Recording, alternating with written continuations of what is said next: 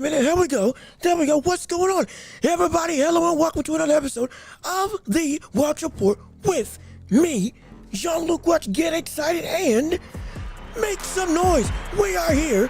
We are live and we got so much to cover in the world of sports as a whole. We are back with another action-packed episode for you today. As we got in the title, Mike Tyson versus Jake Paul is coming up. We need to talk about whether or not I've changed my mind on what Tyson can actually do against Jake Paul, and will against all odds the old monster come back one more time, as well as fans fearing for Gervonta Davis. There has been some concern in the boxing realm when it comes to discourse surrounding not just the fight with Welch, but on the whole, fans' opinion of what Tank should do, whether or not it's justified or not, as to what Tank is doing in his career, and do they want to, in terms of fans of Tank, hold him back for fear of their hero failing. All that and plus more. We got some stuff in the NBA that we're going to discuss as well, like with Milwaukee surprisingly being horrible, Cleveland being the only undefeated team in the NBA, and so much more for us to discover and discuss and enjoy as a whole. So again, please, before we even get started, leave a like on the video, comment your thoughts and opinions, subscribe to the channel, and share the show with everybody that you know, so we can keep on building up this empire together. We are almost at 1,500 subscribers, and it's all thanks to you and your support that we've been growing ever since. Keep on sharing the show. We can make this the greatest show in all the globe thanks to you and your constant viewing. And please comment your own thoughts and opinions on whatever we talk about on this show, or even questions that you want to discuss and you want to debate on, whatever the case may be. We are an open book for anybody to come in and learn and laugh and have some fun and all around enjoy the ethos that is this sports environment. Oh yes, indeed. We're open to one and all, and we are open to you to come and enjoy the view of what we got going on. So again, without further ado, let's jump right into the show. And the first topic of the day, like we teased earlier, we got to talk about Tyson versus Jake Paul in the fight happening on, I believe, November 15th. Yes, indeed. And since we're talking about boxing, first and foremost, it is time to step into the ring. Oh, yes. Oh, yeah, that's right. Ring the bell. Let's get it started. Round one of the show going underway. Tyson versus Jake Paul fight that we've been lamenting somewhat over the past almost a year since it was announced earlier in the year. We're looking at a situation when we have Mike Tyson and Jake Paul going at it in a fight that I deemed should not happen. Let's get that straight out the way right now. Mike Tyson's going on 60 years old. He's either 58 or 59. And this is the problem. We were getting on Jake Paul for fighting Mike Tyson when there's no way in the world that we should see anybody of Tyson's age step in the ring, regardless of what their experience is, due to the fact that the discrepancy and the danger is just overpowering when it comes to what should happen in the ring and who should be fighting against who. Again, this is a 30-year age gap. This ain't George Foreman coming back for his second tenure at 45. This ain't even Tyson when he was fighting against Roy Jones Jr. This is the situation where this is a Tyson who is nearly pushing AARP levels of age and wear and tear and going up against Jake Paul, 30 years old. Now, we understand that the main antithesis for why we want to watch this fight is to watch Jake Paul get knocked out. Not plain and simple. Absolutely. We want to see him get destroyed. We want to see this finish and done. But the issue is, when it comes to this fight, it's hard for anybody to depict that we can see Tyson winning. However, now, there's been some recent things that have come to light that have made me question my opinion, specifically the training videos that we've seen of Tyson. Now, I know, we've been on this show adamant about don't let training videos fool you. Don't let the views of cut-up videos, editing, and all this stuff fool you from what the actual fact of the matter is when it comes to what a fighter can actually do, regardless of level. We understand that. Take everything with a grain of salt. However, when we're looking at this, there has to be an understood thing that, hey, for Mike Tyson to be this old, this brother looks incredible. This man looks phenomenal. Physically, he looks at best, maybe the third best he's ever looked in his career in terms of physical acclimation, physical, just physique, and outright ability. You see the body, the muscles, the physical fitness that he's in at this point in time makes you question, wait a minute, is this an anomaly that can truly surpass time? We've been looking at this and saying, hey, there's no way that he can compete. There's no way he can fight. There's no way that this should happen regardless of the knowledge that he has. But with him and how he's been looking, my gosh, this is the best I've seen him take care of himself since, probably since he got out of prison. And I don't say that lightly. I say that legitimately. We're looking at a man who, in all facets, looks like akin to what we used to know him as in terms of, oh my gosh, yeah, this is Mike. This is the presence of a man who was the baddest man in the land. And then when you get to the videos, you see a man who is legitimately working on the stuff that, if we're being completely honest, when he was getting out of the sport, he wasn't doing some of the stuff he was doing in training now. He wasn't doing the head movement. Certain types of combinations and exiting, he wasn't doing. The discipline that he used to have back in '89, early in his career when he won the Undisputed Heavyweight Championship, became the youngest champion ever. That level of discipline and attention to detail.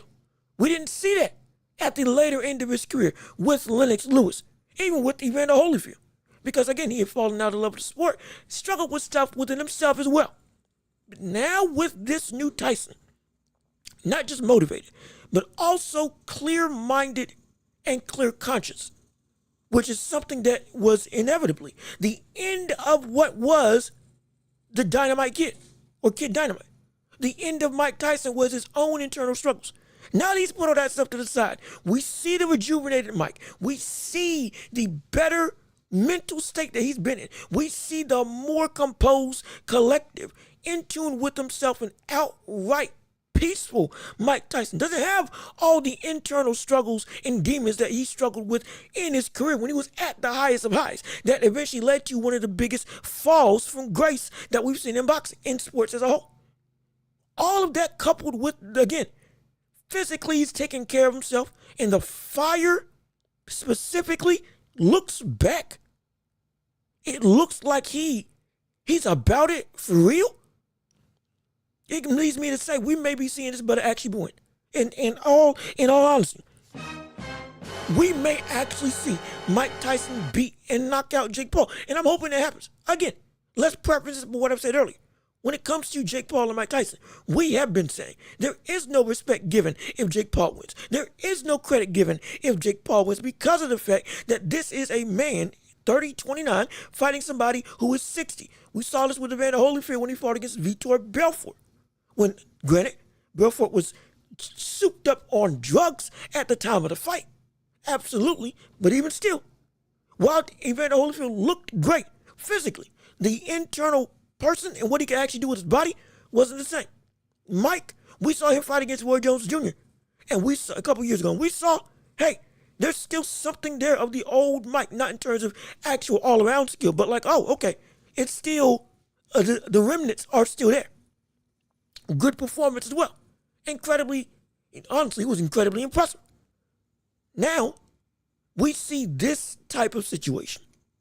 We expect another Evander Holyfield type problem. When he looks the part, but then his body just fails him because he's just too old. But with Mike, something in the back of my mind is giving me inkling to say, yeah, this is different. We might not see that happen.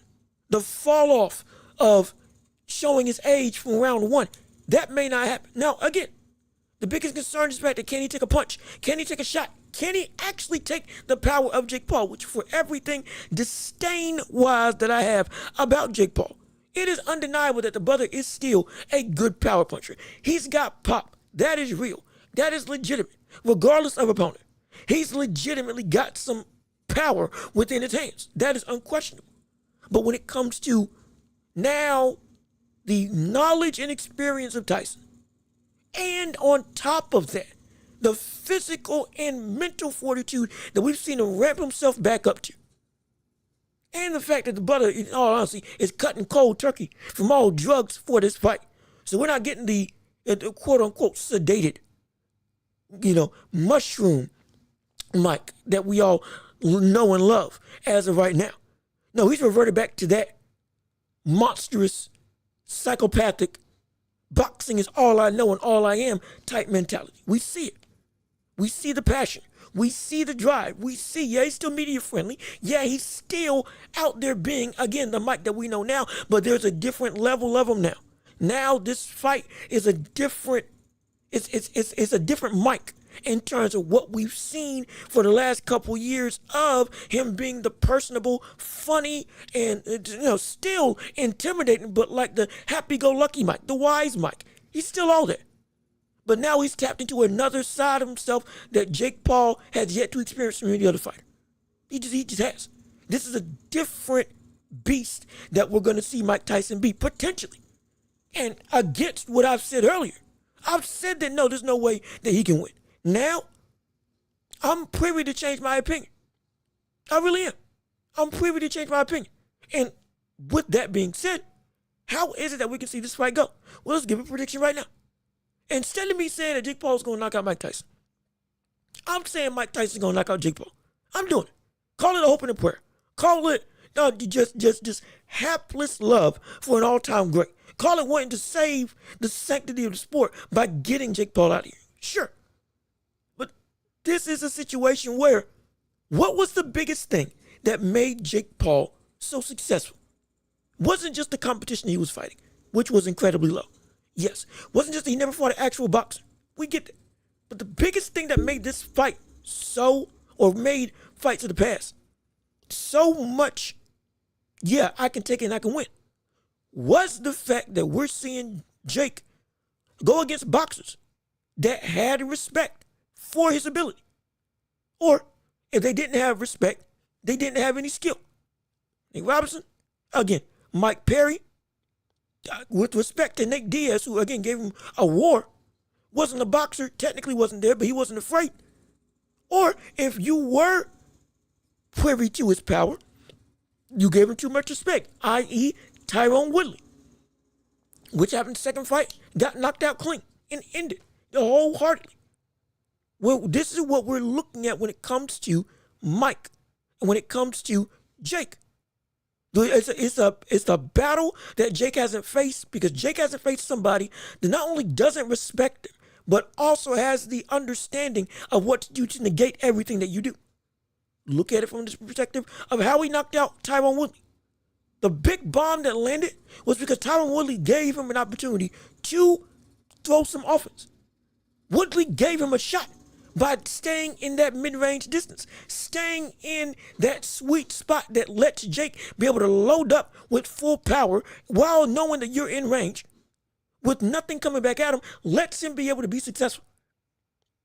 Even, again, when he lost to Tommy Fury in that jab was giving him a lot of trouble, pushing him back, making it so that he had to adapt and fight on the back foot. He had to become defensive in some light. Something got in his way. When it came to Anderson Silva, when Anderson Silva was winning before that knockdown ended or won the round for him, what happened? He was able to actually be successful and legitimately push Jake back, make Jake Paul not be able to produce, make it so that he has to fight in an uncomfortable position. Nate Robinson came full force at him, and we saw what happened because he had no skill. Again, he didn't respect him. Nobody did. Ben Askren, scared and timid coming in, boom, got knocked out clean. Now you get somebody like Tyson. Outside of if he gets caught clean, it may be the end of the fight. The brother's going to be able to work his way on the inside. He's going to be able to negate that right hand, and he won't let Jake Paul work where he likes to work. Think about it when we watched Nate Diaz fight against Jake Paul. We saw Nate continue to come forward and absolutely overwhelm Jake with shots. Yes, we know Jake won, but in terms of what was successful, we saw Jake Paul legitimately have to be like, oh my gosh, this brother just won't stop moving. You saw the fatigue. You saw the momentum getting more and more and more on Nate Diaz's side, even though he was losing, due to the fact that he just kept on coming forward, never letting Jake Paul have an opportunity to be able to work where he was comfortable. And when he did work where he was comfortable, what happened? He knocked Nate Diaz down. Because if you let Jake Paul come forward or have the ability to feel like, yeah, I'm free to load up and do something, he'll do it and he'll catch you. Mike, we may not see that. And with Mike knowing the fighting style of the peekaboo, constantly bobbing, weaving, moving and ducking in, manipulating your guard once you get on the inside, constantly swarming to the body and to the head, punching where you escape and constantly closing the distance, forcing you to the ropes is the main goal. That is what Mike Tyson wants to do and what he can do. And with this knowledge and experience and this legitimate strength that we know Jake Paul is not stronger than, regardless of the age. He's getting this old man strength. The brother is a powerhouse still to this day. If we see Mike Tyson not get caught and understand how to actually negate Jake Paul's biggest weapon, the right hand, by never letting him have the ability to throw that right hand, by swarming, by coming in on the inside, never letting up and keeping the distance, forcing Jake Paul not just to fight on the back foot, but to get desperate and get tired, as we've seen him do countless times. Constantly never being able to actively be comfortable once he's been pressured. Constantly breathing heavy. Constantly having a semblance of, I need space. You get that in the mind and in the boxing struggle of Jake Paul. Yeah, Tyson's got it. He can do it. He can win. He can knock him out against whatever anybody feels. And I hope, good gosh, I hope it happens. I hope, because if it doesn't, it's going to be a sad day. I'm going to be so upset, so mad when it comes to watching a great potential go down. But if he does knock him out, good gosh, I hope it happens. I'm hoping above that it does happen. Tyson will be a hero unlike anything we've seen. Incredible. And I can't wait to see the fight. I don't want the outcome to be what I think it's going to be. I hope it's what I'm picking, which is Tyson knocking him out. But we'll see what happens. We will. But now, again, moving on from that into the bigger and more substantial stuff in boxing. Talking about Gervonta Davis and his career. Specifically, when it comes to Tank, why is it that people have no faith in him? That's the biggest thing. That's the biggest question. Oh yeah, we're gonna have we all that just to get the Tyson stuff out the way. We got it out the way. Now let's get into real boxing. Now let's get into some real conversation. When we talk about Gervonta Davis and we talk about his ability as a fighter, as a warrior, understanding how great he is, people constantly come in or out whenever I'm having conversations about whether or not Tank is indeed a all-time great or not. At least of this era. And wholeheartedly, hey, as a talent, one of the best. But when you question his career, you constantly get pushback on, hey, the brother is the face of boxing. Why doesn't he do what he wants? But it sounds like every time I talk about Tank, every time anybody talks about Tank, there's a bunch of fans that really have a problem when you try to say Tank, you need to move up. And I'm trying to figure out why. Why is it that every single instance when we watch Tank B as great as he is, when we watch Tank B as dominant of a boxer as we've seen him as, one of the best in the world from a talent perspective, one of the most exciting, one of the smartest, one of the best IQ-driven fighters that the boxing world has to offer. We know that the ability is there. When we ask him to test it against better competition, we get pushback. Anybody who says it, me, you, don't matter. Everybody gets pushback on it. And I'm trying to figure out why. Why is it that that's the case? And made me ask the question, are fans scared for Tank? Are they? And this has been a hotly contested discussion. Are fans scared of Gervonta Davis and his ability to fight better, steeper competition? And it might be that, yeah, they're scared. Because, if anything, when I'm talking about Gervonta Davis, I'm saying that the brother has the ability to fight. In fact, let's make this clear right now. Let's make this clear right now. I have been saying that Tank Davis has the ability to fight up to 147. Gervonta Davis has the strength, has the power, has the speed, IQ, everything imaginable to fight at 147 and give anybody trouble. Dare I say his power carries and he knocks out the majority of people that he faces all the way up to 147. He's got the ability to become undisputed at 135, at 140, and at 147 if he so chose. He's got the outright talent to do all that.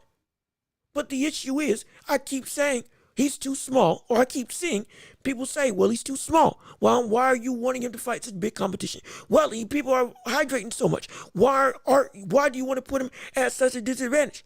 The man is making money like he is. Why can't he just do what he wants to do? And the issue is, that's not good enough. It's not. The problem with that is that Tank is so good that you just put him in a box. Doesn't make any sense at all. To put Tank in a position where you should only fight where you are and not try to challenge yourself is disrespectful to the talent that we see Tank have. It's absolutely preposterous. Why is it, as a fan of the man who you deem as the face of the sport, as the best in the world, why is it that you don't want to put him in the ring with people that do and prove that same thing? Why is it? Why would you not want that to happen? Why would you not want that type of notoriety for a man who has the ability to be able to make his name so great by taking out everybody who is seen as a threat? You can knock out Devane. You can knock out Teofimo Lopez. You can knock out Ryan Garcia. You can knock him out again at 140. You can beat Sabril Matias, Richardson Hitchens, Keyshawn Davis. Every single name, all the way up to 147. You could go. You could fight. You could knock out. Absolutely. But the issue is that you won't. And I'm trying to figure out, why is it that when fans talk about Tank, they don't want him to prove his greatness. They don't want him to reach for the stars. If you are a fan of his, there should be no reason that Tank should be able, or Tank should be willing to not have the wherewithal or the pushed ability to want to make himself better. There shouldn't be a thing where you want to hinder what Tank can be due to just saying all these different caveats when he's shown and we know he's got the ability to overcome all those caveats. There is no question in my mind of how good he is. There is no question in my mind of what he brings to the table. There is no question in my mind as to what his actual talent can elevate him to. The names that he could potentially put on his resume as beaten. Names that he could put as I knocked out XYZ. Countless of them. Countless of them. But the fact that you don't want him to test that ability, it bothers me. It really does. We want greatness to be shown. And if greatness isn't shown, like, what the word is there? What the word is there? What in the world is there to do or to prove? Why? The question is why? Why is it that you want to hold back a fighter who has the ability to upheave the boxing landscape, become one of the all-time greats? It doesn't make sense to me. It really doesn't. And because it doesn't, it's like It irks me to my core that when you want to make somebody to be the best that they can be, detractors want to bring them down only because they don't want to see him lose. It's a preposterous thing. It's a terrible thing. Absolutely hard. And the fact that it happens is it's a disrespect to the talent that we know Tank is as a fighter.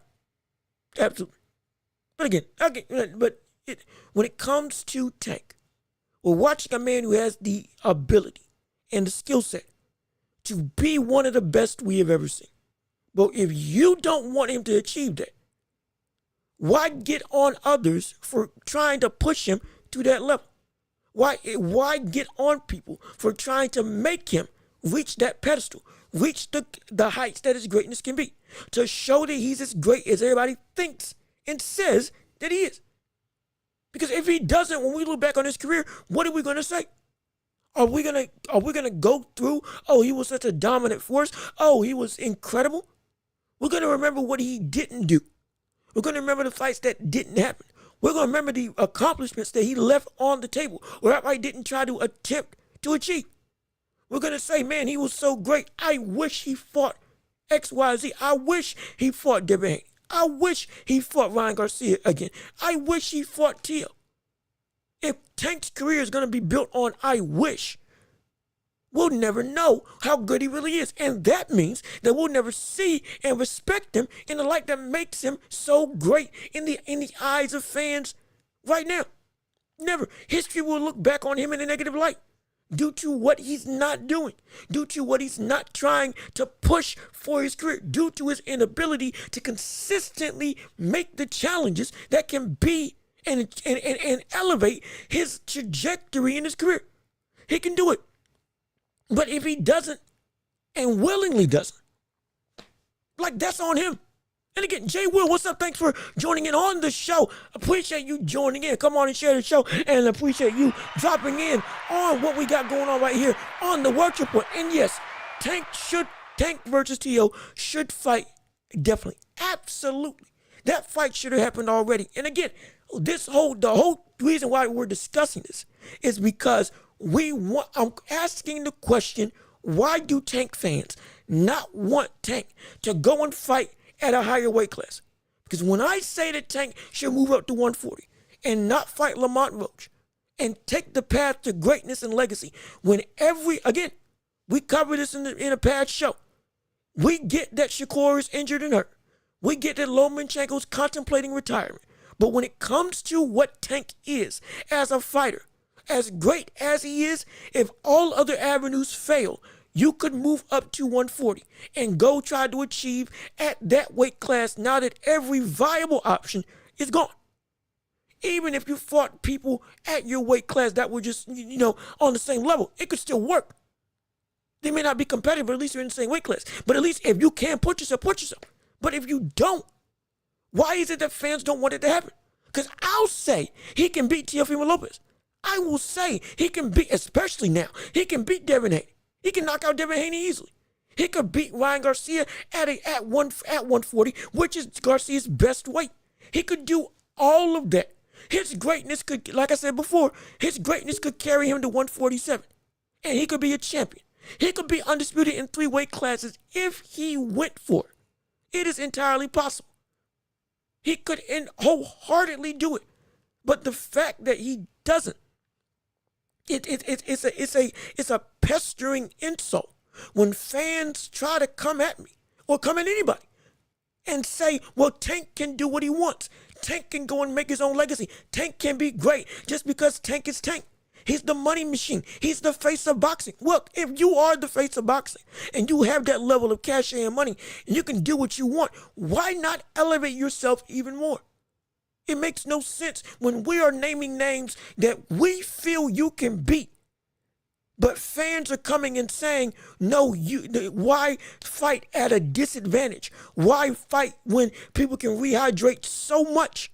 Why fight when people are so much bigger than you?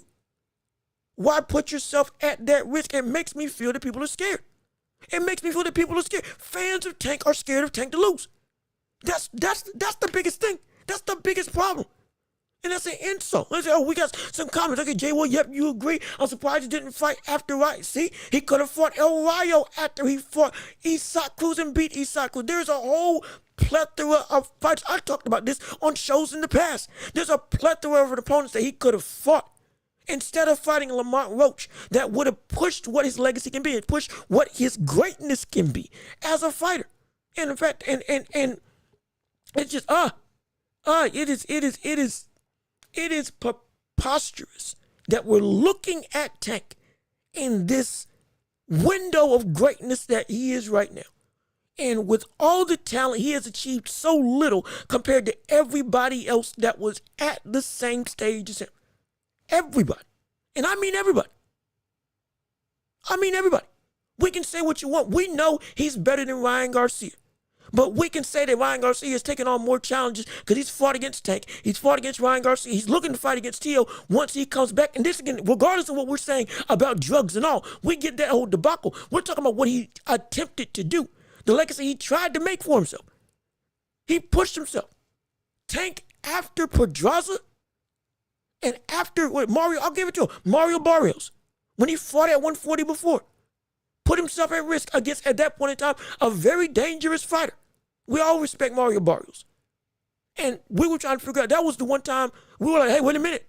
Can this actually happen? We know he's better, but can he actually do it against this, again, behemoth of a man, legitimately in Barrios? And he gave him some trouble, but he came out on top. Now, okay, you've shown it, you've done it, you proved it. You showed that you can compete against, at that point in time, one of the more marquee names in the division. Now, if you move back down to 135, that's fine. But once you accomplish everything or all roads are stopped to be able to achieve anymore, for whatever circumstances, now move up and make your name known. And if you don't, it's so frustrating. And the biggest thing as to what irks me the most, Tank fans are doing him a disservice by allowing themselves to say he shouldn't do these things. How is it that you are a fan of a man who is indeed so great, yet still you opt to say he shouldn't take on these types of tests? When, again, I've covered it in the past, he himself has said he ain't got long in the sport and he wants to achieve some legitimate legacy before he gets out of here. He's already 30, was he 31, 32, just about? Somewhere around that range. Wants to retire about 33, 34. Ain't got long. And the brother is legitimately at the peak of his powers, at the prime of his career, and he could achieve everything he could ever want. Every major fight he could knock off back to back to back to back to back. He absolutely could.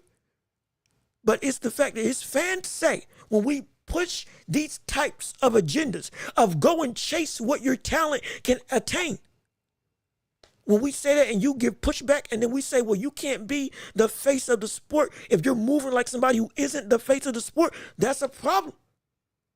You shouldn't be hate. It should be genuinely go and attempt to do what you can do. Oh gosh, we got comments galore. What's going on? Yo, Terrell V, thank you for joining in on the show. Welcome to the Welch Report. Hopefully you're enjoying what we got going on. Hopefully you share the show with everybody. We appreciate you taking time out of your day to come and make this show the best that it can be. What you got to say? Let's see. The fight is orchestrated either for Mike in favor or Jake in favor. Oh, for the Jake Paul, Mike Tyson fight. Let's see. The fight is orchestrated either for Mike or for Jake. Maybe a draw. Mike Tyson is nothing like the fight in his prime or close. Absolutely. And again, we'll touch on Mike Tyson real quick one more time because I got one more thing I need to say on him. But quickly, I'll say the fight isn't orchestrated because again, Tyson can only fight one way. We talked about fixed stuff and all that stuff. With Mike Tyson, stuff has never been legitimately fixed. It ain't. The brother, even when he fought against Roy Jones Jr. and what was supposed to be an exhibition just for show, the brother still went full force and was actively, while he didn't knock out Roy Jones Jr., the brother was trying to win. And you saw it. Shots to the body, hey, he might have been holding back, but it was like, hey, you can hold back a little more if you really want to just go and play around. Yeah, it wasn't like that. The Tyson he said himself, he only knows one way, which is to actually go. In every one of Jake Paul's fights, you can say what you want about the competition being low. They were real. Like, they were legitimate. It was legitimate. They got cold card clock. The power is not something that is just a fluke. It is real. All those knockouts were real. The way that he's slumped to the floor, you can't fake that. You can't. We've seen countless times in boxing. We know what a real knockout looks like. All of those were real knockouts. And we know that Wild Tyson can't get caught, clipped, and hurt and knocked out if he gets caught. Because we don't know what his chin can take. Understandable, especially at this age. If we see what his training videos have shown, which I get, you take it with a grain of salt, but still, and the drive that he's got in his mind, and again, brother ain't on mushrooms or nothing. He put off all that stuff. This is a legitimate Mike Tyson, who he's nowhere close to what he was. Absolutely. But he's one of the few physical specimens in the world who at this advanced age, he could still produce when it comes to, again, this type of fight. It is possible with anything. If anybody could do this, it would be Mike Tyson. And I'm hoping it does. I really do. I really hope it does. But again, let's see. We got, oh boy. Yep, still got reflexes are slower. The power's still there. But again, even with slow reflexes, we're looking at a Mike who is still somebody who his slow reflex can still beat anybody who isn't,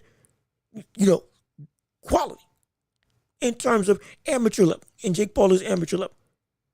If he doesn't get caught clean, and he does what I said to do, which is close the distance, making sure that he can't go and use that right hand within space, within range, within that middle distance management.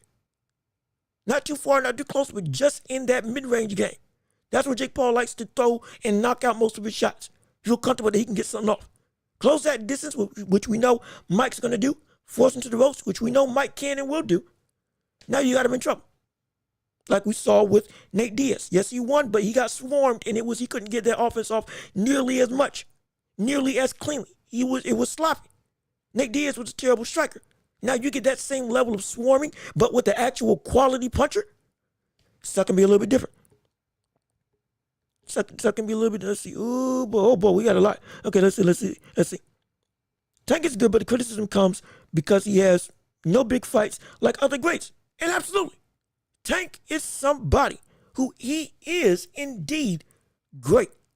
But the problem is he hasn't achieved what he needs to do, and the names that should be at this stage already taken place and done. He's not fighting. He's not actively taking those tests at this point in his career. He's 28-0, 29-0, 28 KOs or 27. The man is at this point. We shouldn't be saying, well, when is he going to go for a title? We shouldn't be saying that Tank's resume is in question at this point in his career. We shouldn't be. We shouldn't be saying, we can't wait to see da-da-da-da-da. We can't wait to see, we hope to see a big fight between him and whoever. Him and Devin Haney, him and Teofimo Lopez. We shouldn't be questioning when is he going to go for a title. All these achievements that we've seen other people at least attempt to do and other greats at this stage already do. He hasn't done. So his greatness can't be quantified, but so much due to what his inability to actually compare or step up to the plate to put himself on the same pedestals as other fighters of the past and even fighters of the present. Because he went and actively didn't achieve what needs to be achieved to make himself great. It's a preposterous thing. Again, Mayweather. Tank is about business. Tank is about the money. Tank has been about moving in legacy. And again, we touched on what happened with Tank in the past. Tank Davis was under Floyd Mayweather. Hell, Floyd did indeed, on interviews, hold him back from fighting Lomachenko. Once he got from under Floyd Mayweather, there was an opportunity that he could have still fought Lomachenko after he got from under the regime. There was a window in time where neither of them had to fight, and something could have been made. Yet it didn't happen. Now, he wants him. Lomachenko's 37, 38, getting ready to go out of retirement. Bing, bang, boom. Well, I still got the money. Well, the problem is, when it comes to Floyd and Tank, Floyd taught him the business side, absolutely. But the money came after the legacy. Pretty Boy grinded out the legacy. Then when Money Mayweather came along, he had done everything to need to do to now be able to move like he needed to. Now, there's still some fighters that he should have fought that he didn't fight. Again, Winky Wright was one of them, but even still, he fought a lot of people later on, caught them at the right time. But when it comes to what he did before he turned into Money Mayweather, He earned that position. He earned that legacy. He won titles. He dominated. He ran through people. He was indeed great. His talent was never in question, but the accolades made sense and they stacked up. The brother went and put in work before the business portion of him really took over and encapsulated what we see Floyd Mayweather as now. And we can say as much as we want about how Mayweather has hurt the sport of boxing due to everybody trying to follow in his footsteps of being about the money instead of about the legacy. But Floyd was about the legacy early in his career, to the point that now he could be about the money. He earned his way to get to the status that got him such, again, what we know him as now. Multi-millionaire, one of the most lucrative businessmen in boxing history. He got to that spot due to him becoming Pretty Boy. And to the Pretty Boy doing work all the way up until he turned into Money Mayweather.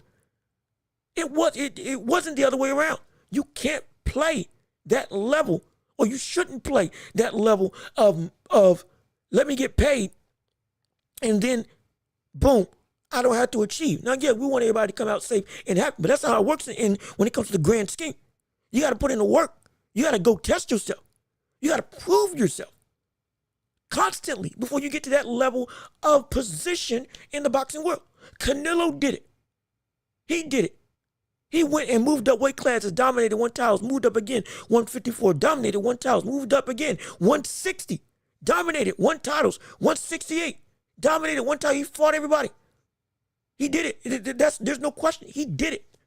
Before he moved like he moved now, which again, I don't like it because he should have fought David Benavidez already. He is ducking. He is not going after what he should go after. But even still, he went and achieved before he got to the status of the face of boxing. He went and made his legacy undeniable. And then when that was stamped in stone, now you see the money moves that he's able to make and the control if I can do what I want.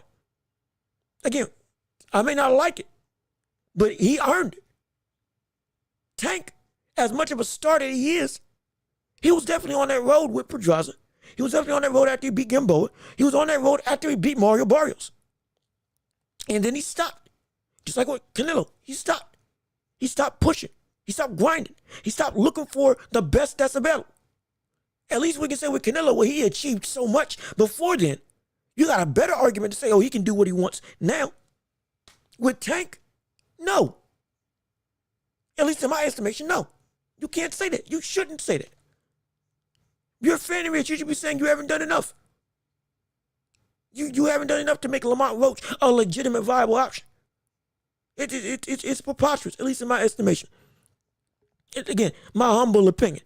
Let me see. No one expects, oh gosh. Terrell, thank you for commenting, but this is phenomenal. No one expects no legend to fight all tough fighters, but we see all other true legends take big risks. Absolutely. Even Mayweather, we seen him wobble, bloody. Yes, exactly. When he fought against Maidana, it was close. The brother had him rocked. What did he do? He rematched him again. Against was it Castillo? Castillo won when it was close. And shoot, in my opinion, he lost that fight. Or was it? Yeah. There was one fight where he legitimately, the brother should have lost, but didn't. But then he rematched the brother and then cleaned him out. Every close fight, every competitive fight, he took on and then took out. If it was close, he went to a rematch, and then what'd he do? Take him out. All of this built up to what we see with Mayweather. The challenges were taken. The risks were done. The legacy was laid out before the money became the main priority in terms of the main front runner. Legacy first, then money. That's how it should be. That's how you sustain yourself as a star. Instead of just going and potentially having yourself fall victim to be seen as a hype job. And if you get exposed now, do your fans leave you? Because, oh, this is why you didn't fight all these people at this point in time.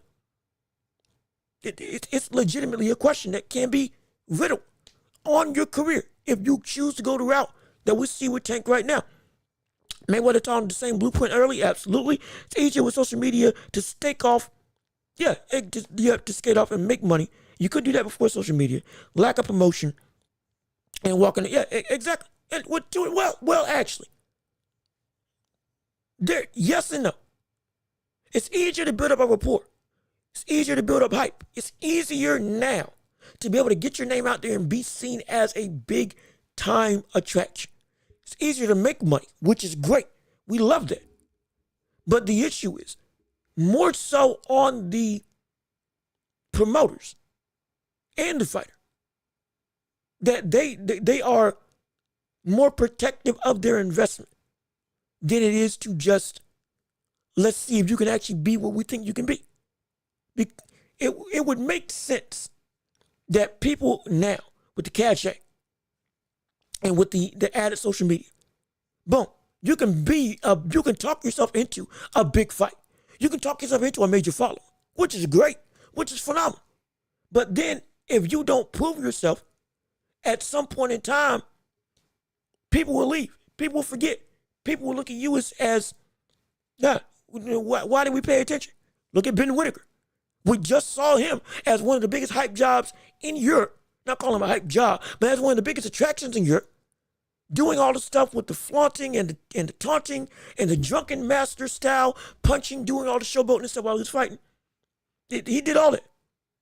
And then what happened in his last fight earlier this year, a couple months ago, maybe 2 months ago, on the Better BF and Bevo card, he goes in on the biggest stage and he's getting beat.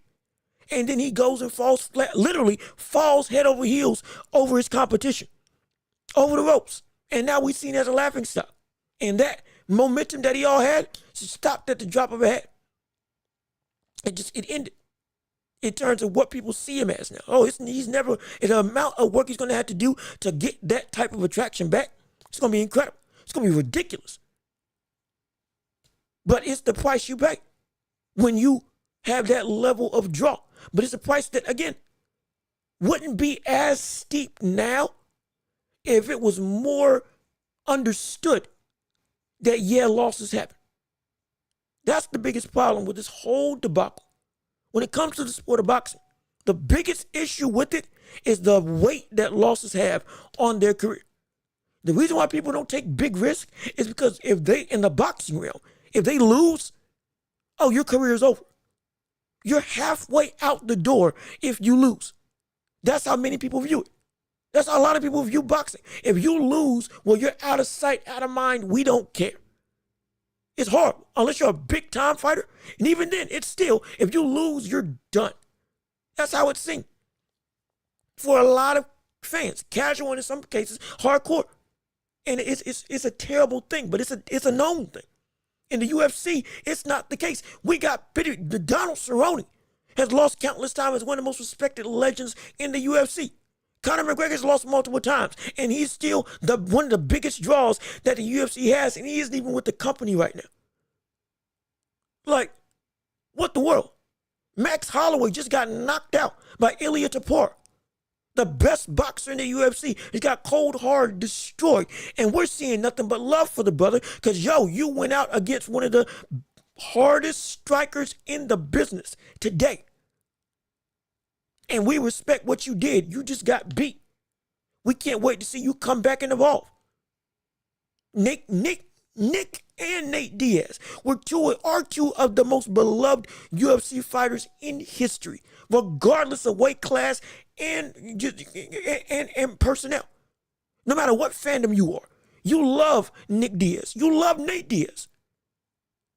The Korean Zombie got a standing ovation, and he was, I'm not going to say he was a middle-of-the-road fighter, but he was a contender who never won a title. But the brother was seen as one of the more beloved fan favorite figures in the sport, where everybody was singing his song in his last fight. They love him. Losses don't mean the end. It just means another chance to evolve. And you took an opportunity. That's what it is in the UFC. In boxing, it's not the case. And it's because people are so, again, it's not normal for people to go against the best of the best and then actually see if they are better or not. Jared Anderson versus Buckley got knocked out. Boom. Oh my gosh. That should have been proven earlier on because the brother was almost 20-0. Buckley never got a chance, but he was elite. At least in terms of what he could be in the contending sphere of heavyweight division. And what happened? We actually saw what it means to be a real top 10 contender in a fraud. This is the consensus when it comes to this sport. Be great. And if you don't be great one time, we don't care about you. And that's a problem. But if we keep seeing this level of boxing continue to go, in terms of more and more, we're getting bigger fights on a constant basis. 2023 was one of the biggest years in boxing of recent, with everybody fighting everybody. Then 2024, we're still getting constant levels of fighting, of boxing, of top names fighting top names, real contenders fighting real contenders. Even up and coming fighting up and coming that become champions. We're now being shown who's real and who's fake. And once that happens more, it'll no longer be just, oh, a loss means everything. And one loss ends you.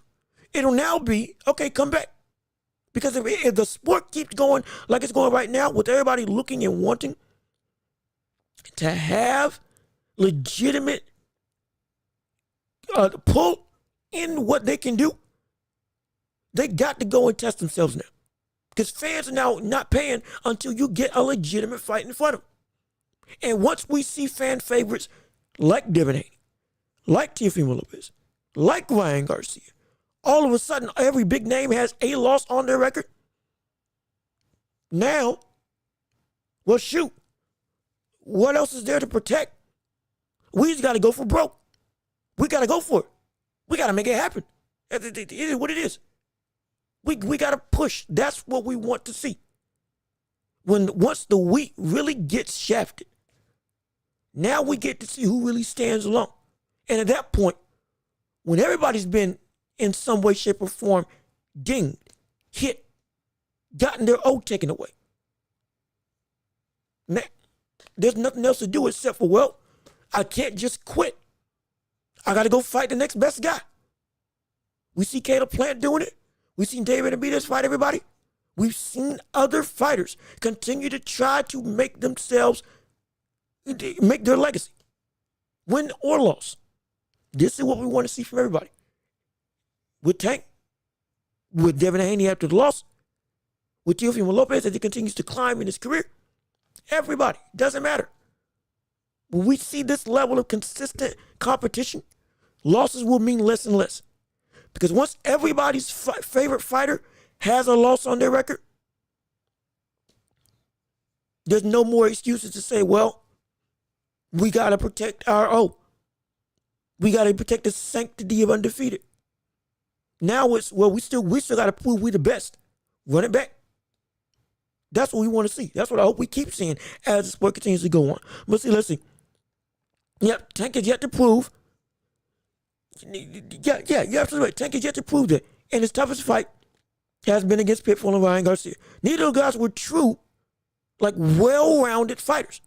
And credit to Isaac Cruz. Ryan Garcia, we want to see him with what we look at Ryan Garcia now. We would love to see Tank versus Ryan Garcia at 140. This could be great. That would be a great rematch. But even then, at that point in time, he still was one-dimensional. Nobody thought he was going to be able to beat Ryan Garcia. It was just he was a big name because he was a big name. Oh, he was a draw. He was good, don't get me wrong. But as a talent, no. He hadn't been tested. IQ or outright boxing ability. And he still hasn't. We need to see that get up. And if it does, now we have a legitimate gauge on what your greatness truly is. Because you are now put against people that are actually on your level. And when you do that, now we can see and compare you properly to the rest of the world when it comes to truly your greatness in boxing. And that's all we ask for. That's literally all we ask for. I see Jake has a chance to beat an old Mike, but definitely would, no, yeah, absolutely. Yeah. See, and that's the thing. When it comes to Mike Tyson, we're pivoting back and forth from Tank and Mike. When it comes to Mike Tyson, as you said, it's not a question that Mike Tyson would probably just fight Jake Paul in the street back in the day and kill him. In the ring, Jake Paul wouldn't even make it to the pros because he would get beat by other people quicker than we saw Marvin Frazier get beat by Mike Tyson. And then if he fought Mike Tyson, actually, yeah, he died. So it's not even a question of what Jake would be against a prime Mike. Jake would not fight prime Mike.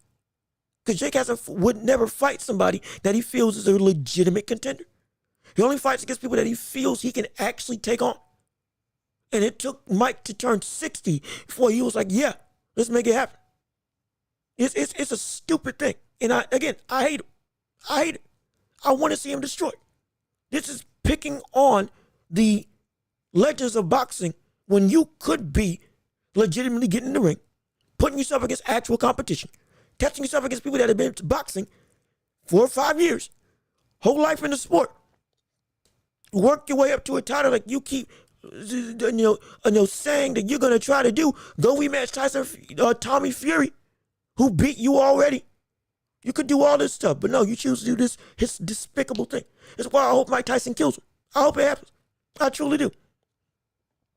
I truly do. Don't care what makes sense as a businessman, but should fans have to suffer? And no. Here's the thing. You're absolutely right. Terrell, that's a great point. When it comes to Tank and his ability, or fans as a whole, when it comes to boxing, we're not even Tank. Let's leave Tank. Fans as a whole, we will make you rich if you give us something worth fighting for. That's the thing. We will make you rich. You won't have to suffer on the part of business if your business is constantly producing and putting on phenomenal fights. That's the thing. We get the build-up stage. We get that you trying to develop, make a name for yourself. But once you hit that threshold, if you become somebody that is legitimately known and like you constantly produce, you'll make the money. That's the problem. If you mean to tell me that we constantly got great fight after great fight after great fight in today's landscape of boxing, it would be incredible. It would be phenomenal. Fighters would have, let me see. Yeah, exactly. But fighters would have no worries at all. Because again, in the UFC, we see fans come out in droves, constantly, paying to watch quality matchups every single night out. They got a BMF belt it's not even a real title. But it puts two of, quote unquote, the baddest people in the land against each other. And that's it. And it's like people sell out stadiums for that. They're fighting in Saudi Arabia, London. They got venues everywhere, constantly drawing a bigger and bigger crowd of perpetual, consistent, hardcore fans that constantly shell out money because they are constantly putting on displays that make them great. Now, we can talk about how Dana White ain't paying them. We can talk about how Dana White isn't giving them the money that he deserves. We get that. But in terms of from the fan perspective, we see the success that they are beating boxing on a day-to-day average with what they're putting on us as a constant, marketable, and legitimate show. Everybody's fighting everybody. Nobody's safe from anybody. That is what we see when it comes to the UFC. With boxing, it's completely different. Old money is making it so that you can be as lucrative as ever when it comes to the powers that be and the ability to make major cash with one fight. We get that because the history of the sport goes back hundreds and hundreds of years. But even still, when you are able to constantly put on great displays, you get not just immediate money, but everybody wants to follow you. Everybody knows you. We knew all about Ken Norton, Jerry Quarry, and on top of people like Foreman, like Frazier, like Ali. We knew about Jimmy Ellis. We knew about Ron Lyle. All of these fighters were all known, making money, and etched in the minds of history today due to what they did and achieved because everybody had to fight everybody. Hence, everybody had some level of notoriety. And it's like protecting your investment as much as it is understandable. If you never push them to be something or never put them in the fire with somebody. We get business. We get it. But we're not talking business. We're talking what the fans deserve. We'll make your business lucrative if you constantly put yourself in better and consistent opposition. Perfect example, David Benavidez. We constantly see this brother going up and fighting the best of the best. Every fight of recent that Benavidez has been in has been a legitimate champion or contender who was a real threat. Boo Boo Andre, awkward, strange, deceptively strong, and fast, was somebody who had been calling out Canelo and was avoided by the rest of the division. Benavidez fought him. Caleb Plant, who for a couple of rounds, for about half the fight, outboxed Canelo before inevitably getting knocked out, but was legitimately and is legitimately an elite fighter. He beat him, and it was a legitimate test. Went up and fought against Gervonta, who almost beat Artur Beterbiev, the most destructive force in boxing today, from a knockout perspective and a power perspective. He had him beat going into round 12 before ultimately getting knocked out, but he was tested and proven. And he challenged him. Now he's fighting David Morrell, somebody who has been calling him out, and somebody who was also seen as one of the major boogeymen at 168. In that same vein with Canelo and David Benavidez. David Morrell was in that same conversation, or at least in similar conversations of, yo, this brother's a menace. And night after night, turnover after turnover, he's getting a bigger star. He's getting a major star. People are coming out in droves. The Mexican community and the Hispanic market is delving to him to watch that brother fight. The following he's got is insane. The outright perpetual nature of what Benavidez has turned himself into as a marketable face is incredible.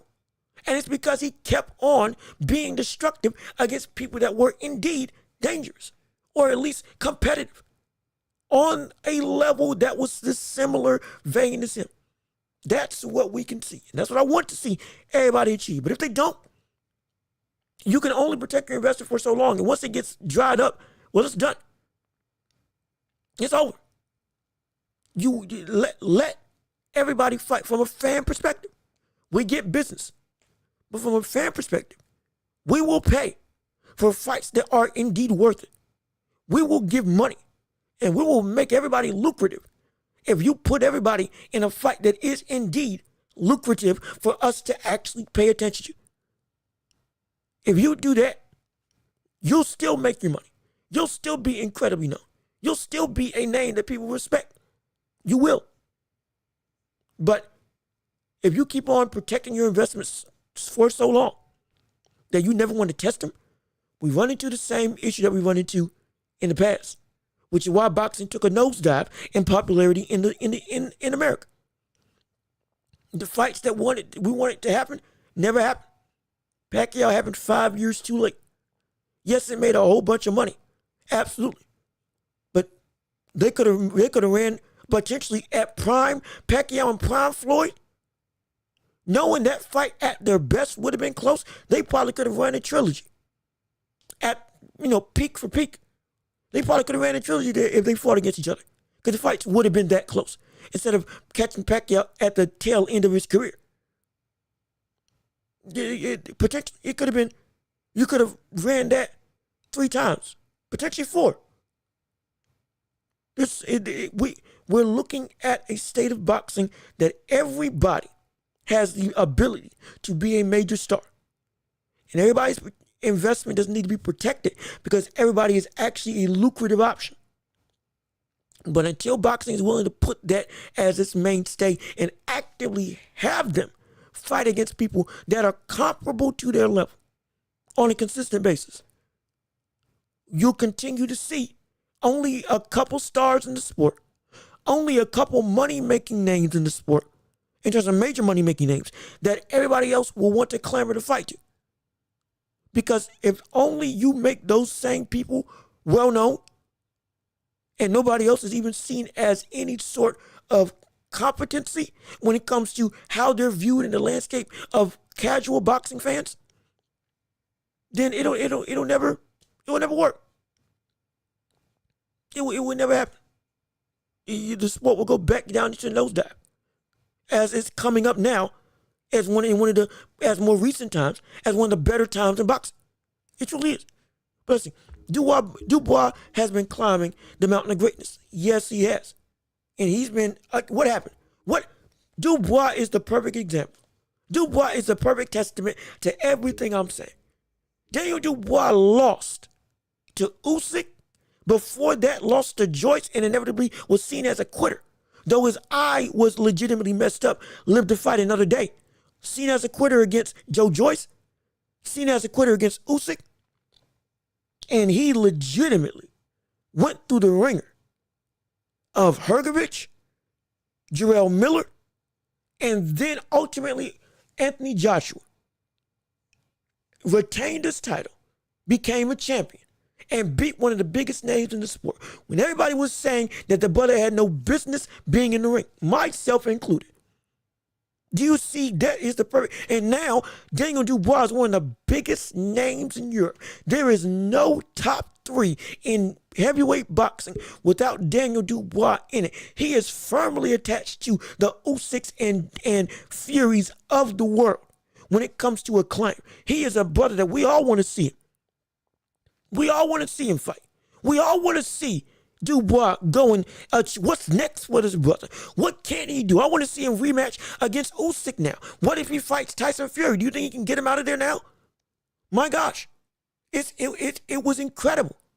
We saw him evolve into a different animal within Jarrell Miller, within Hrgovic, and ultimately within Anthony Joshua. We saw him change before our eyes into a fighter that now everybody wants to see and has lived up to what his potential was, because he went through the ringer and the loss didn't make him worse. If anything, the losses have made him into one of the bigger names in boxing.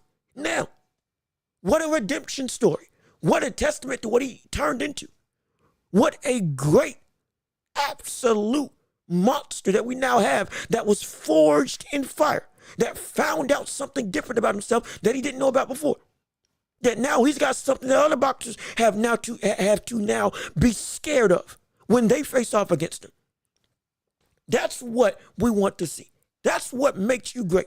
We just saw Caleb Plant, another perfect example. We saw Caleb Plant go in and fighting, what was it, McCumbee? And the brother got knocked down legitimately against a brother who, while he wasn't great technically, the power wasn't the deal, got thrown around the ring, got thrown around with a shot to the body that was blocked, and then got knocked down, almost knocked out, with a shot to the head in the corner earlier in the fight. And then what happened? We see him take the lost experience from Canelo and take the lost experience from David Benavidez and fight on the inside against a more powerful puncher, against a dangerous puncher, and fight in a phone booth with him and inevitably knock him out. Change the tactic, and we saw, oh shoot, he learned from Canelo. He learned from David Benavidez. He now understands what to do and how to fight fire with fire effectively when your boxing isn't working. Changed right before our eyes. Incredible. That is what we want to see. That's what can happen when you actively let your fighters go get tested. And if you lose, you can change. And when you change, now you change for the better. And you make yourself something that everybody is now knowledgeable of, as well as attentive to, the new fighter that you are. That's what we can see with everybody fought against everybody. That's all I'm asking for. That's all I'm asking for. And if it continued to happen, we would see everybody be seen as a new monster. And everybody would be a big name. And everybody would go through the test. And again, going back to Tank, like you talked about, Tank, if you mean to tell me, now I don't think that Tank would lose against Devin Haney, against Teofimo Lopez, though that would be an incredible fight. And at 147, maybe that would be the limit. I would see, okay, yeah, I could see somebody taking him out. But if it did happen, and he did lose, hypothetically, why would you not want to see what he would then evolve into if that loss did happen? Hypothetically. Why would you not want to see what the world is Tank going to do with, as smart as he is? Somebody got the better of him.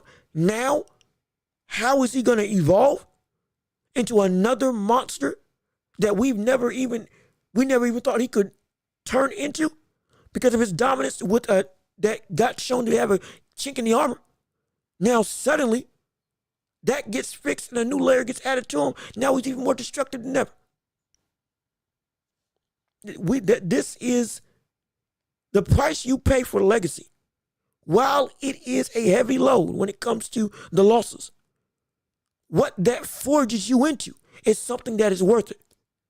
Tim Tszyu lost against Bakram Merchizalov and got destroyed in 2 rounds.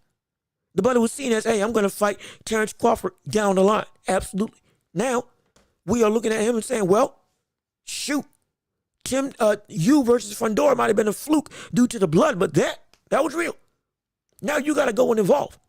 And if we see him come back and all of a sudden change to a better defensive fighter that starts out quicker and is more competent in using his power in terms of from the jump rather than waiting down the line, Tim Tszyu's right back into being a monster. That, yeah, I would love to see him fight not just against the Charlos, but against everybody else at 154. And potentially 160 if he ever moved up. The evolution takes pain. The evolution takes risk. The evolution takes a need to be pushed beyond your limit. And with everybody that's done it, we've seen them come out on top for the majority. Everybody that hasn't done it, when they do get tested, now it's a question of what are you? It really is. And regardless of whether it's Tank, Canelo, anybody, you have to be tested. Not just for your own sake, but for the greatness that you choose to leave behind. If you don't, your greatness is going to have a cap on it that we will indeed remember and never forget that you did not achieve, let alone you did not take the risk. And because you didn't take the risk, your ability to be great will always be hindered. And we will look on other people, again, like Daniel Dubois, as, my gosh, what a great career. What a phenomenal rise from the ashes, a proverbial phoenix that rose from when it seemed like everything was gone. Now has rejuvenated himself and turned into a monster that people are like, we want to see this man back. It takes pain. It takes hurt. It takes risk. It takes heartbreak. It takes questioning yourself. It's going to take all that to be great. But if you want to be great, you got to go through it. And the question with Tank, do you really want to be great?